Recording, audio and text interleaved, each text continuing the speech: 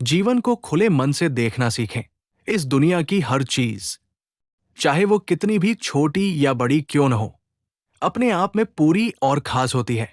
साथ ही वो एक बहुत बड़ी और रहस्यमय व्यवस्था का हिस्सा भी है, जिसे हम पूरी तरह समझ नहीं पाते। इसलिए हर चीज को अपने अहंकार से नहीं, बल्कि खुले मन से देखने की जरूरत है। एक मधुमक्खी ने बच्चे को डंक मार दिया, तो बच्चा डर गया और उसने मन में ठान लिया कि मधुमक्खियां सिर्फ नुकसान पहुंचाने के लिए होती है।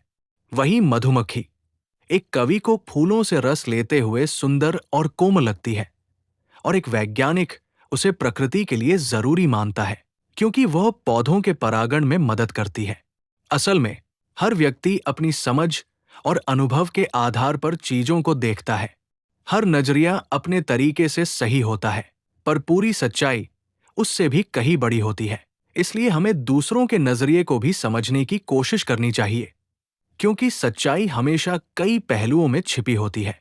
जीवन का सबसे बड़ा संदेश है कि हम जो देख पाते हैं, समझ पाते हैं, वो केवल एक छोटा सा हिस्सा है।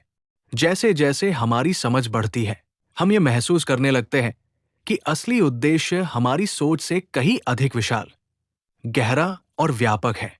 ये एहसास हमें विनम्र बनाता है और हमें सिखाता है कि हर चीज को सीमित दृष्टि से नहीं आंकना चाहिए, बल्कि खुले मन से स्वीकार करना चाहिए।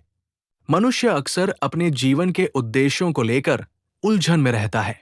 वो सोचता है कि सफलता, धन या प्रसिद्धि ही उसके अंतिम लक्ष्य है। लेकिन ये अपने व्यक्तिगत लक्ष्यों से आगे भी सोचें।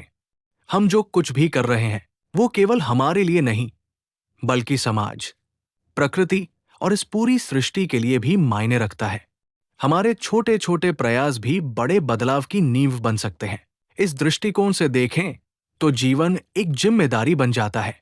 हमें यह समझना चाहिए कि हमारा हर कार्य, चाहे वो कितना ही छोटा क्यों न हो, किसी न किसी बड़े उद्देश्य का हिस्सा है। इसलिए हमें अपने कर्मों को ईमानदारी, धैर्य और समर्पण के साथ करना चाहिए। जीवन का पूरा अर्थ जान पाना शायद संभव नहीं है, लेकिन इसका ये मतलब नहीं कि हम उसे समझने की कोशिश न करें, बल्कि इसका अर्थ ये है कि हम एक ऐसे महान उद्देश्य का हिस्सा है जो हमारी कल्पना से भी परे है।